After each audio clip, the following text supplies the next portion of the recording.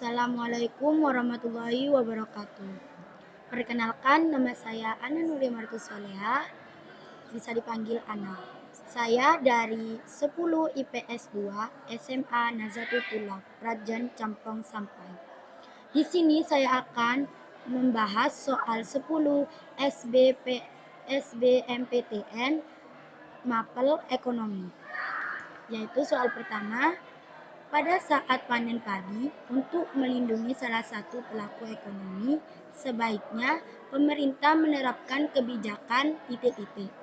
A. Harga pasar. B. Ceiling price. C. Floor price. D. Pelarangan impor bebas. Dan yang terakhir E. Subsidi kepada petani. Jawabannya C. Floor price.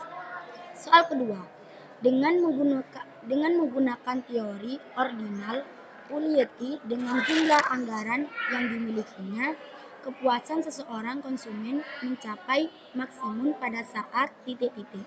A. Mengkonsumsi barang sebanyak-banyaknya. B. Total utility maksimum. C. Marginal utility maksimum. D.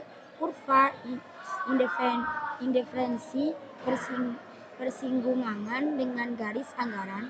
E. Kurva indiferensi berada di atas garis anggaran.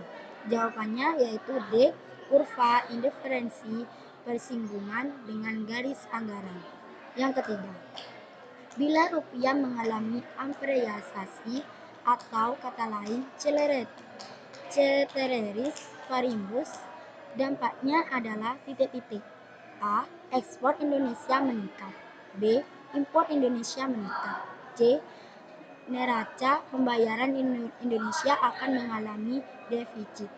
Yang D. Neraca pembayaran Indonesia akan mengalami surplus. E. Jumlah uang girar akan bertambah. Jawabannya yaitu B. Impor Indonesia meningkat.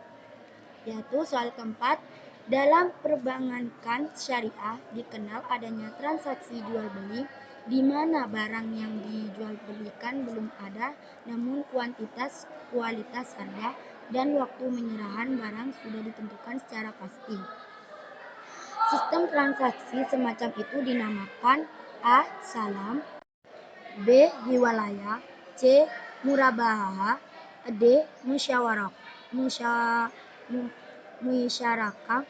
E. Istilisana. Jawabannya yaitu A. Salam. Soal kelima, perbedaan utama antara bank umum dengan BPR adalah A. Bank umum boleh menerima deposito berjangka, BPR tidak. Dan yang B, bank umum tidak boleh menerbitkan saham, BPR boleh. C. Bank umum bisa membentuk syariah, BPR tidak bisa. D. Bank umum boleh menerbitkan biro dan ikut dalam lalu lintas pembayaran, BPR tidak. Yang E, BPR bisa membentuk syariah bank umum untuk bisa. Ya, jawabannya yaitu adalah D. Bank umum boleh menerbitkan giro dan ikut dalam lalu lintas pembayaran, BPR tidak.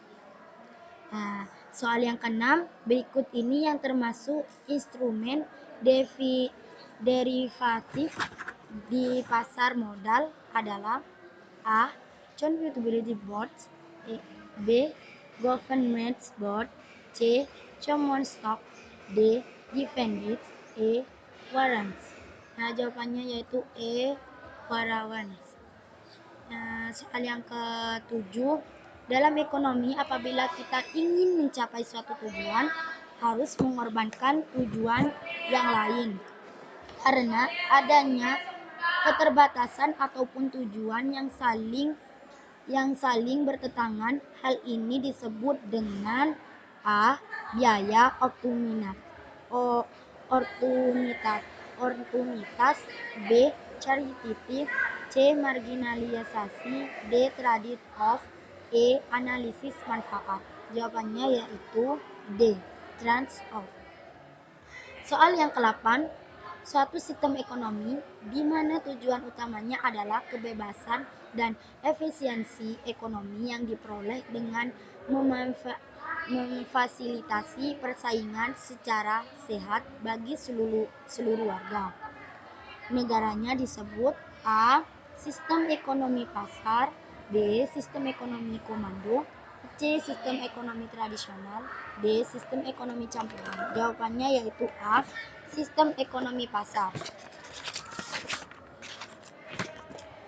Dan soal yang ke-9 adalah dengan adanya otoritas jasa keuangan atau kata lain OJK, fungsi mana dari Bank Indonesia yang akan diambil alih oleh OJK? Yaitu A. Mengatur sistem pembayaran, B. Menjaga stabilitas nilai rupiah, C.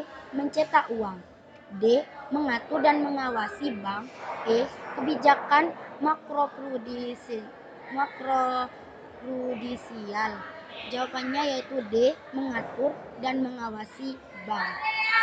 Ya, oke, yang soal terakhir yaitu apabila suatu perusahaan memproduksi barang secara massal atau kata lain dalam jumlah besar, maka biasanya harga satu barang akan menjadi lebih murah. Hal ini karena perusahaan mengalami A. Kurva pengalaman, B. Skala ekonomis, C. Hukum marginal, D. Meningkatkan produktivitas, dan E. Kenaikan upah tenaga kerja. Jawabannya yaitu B. Skala ekonomis. Cukup sekian dari pembahasan dari saya. Kurang lebihnya saya mohon maaf. Wassalamualaikum warahmatullahi wabarakatuh.